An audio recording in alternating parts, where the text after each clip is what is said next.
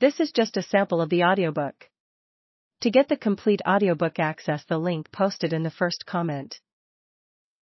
Whatever happened to Randolph Scott? I'll be happy to answer that question because it is a beautiful story. But first to the song.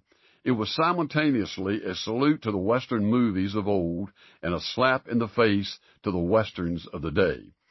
That Randolph Scott had retired completely from the business, see Sonny James, and disappeared from the face of anything resembling the movie industry gave great meaning to the line, "Whatever happened to Randolph Scott has happened to the industry." He was gone, and so was the movie-making business as we knew and loved it. We've referenced all our old cowboy heroes, saving Randolph Scott for the title and punchline. Whatever happened to Randolph Scott riding the trail alone? Whatever happened to Gene and Tex and Roy and Rex, the Durango Kid? Whatever happened to Randolph Scott, his horse plain as could be? Whatever happened to Randolph Scott has happened to the best of me. Once in an interview, a lady reporter asked us what Randolph Scott's horse's name was. Without missing a beat, Harold said, "Plain as could be." She said, "Oh, that's nice," and wrote it down.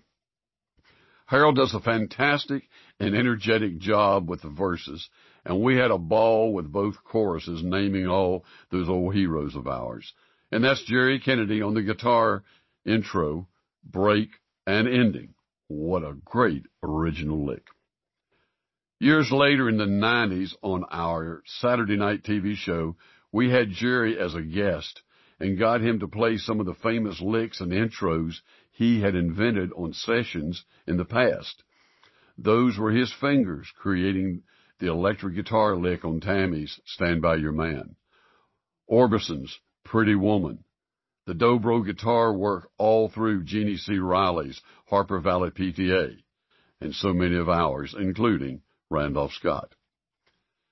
In the mood to write, I asked Harold one day if he had any good ideas for a song, and he came out with this title.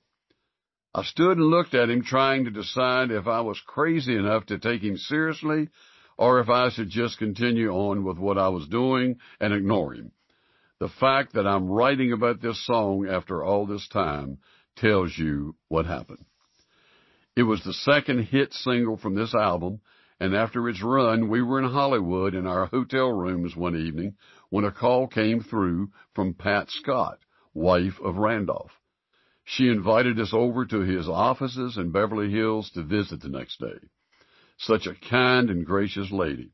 She met the four of us in the lobby and took us up to see the man.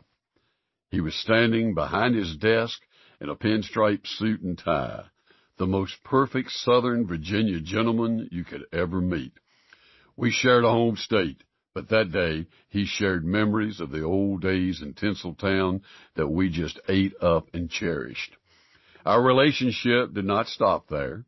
They stayed in touch with us and we with them for many years until his death in '87. Pat told us a story that describes the man's character so perfectly.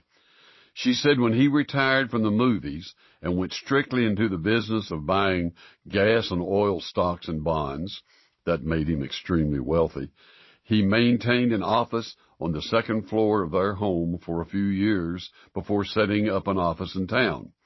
She said every morning he would get up, shower, shave, and dress in a suit and tie and walk 20 feet down the hallway from their bedroom to his office and work all day behind his desk. I, too, am retired and in my office just 20 feet from my bedroom as I write these very words. But I have on a sweatshirt and a ball cap. Whatever happened to Randolph Scott has happened to the best of me.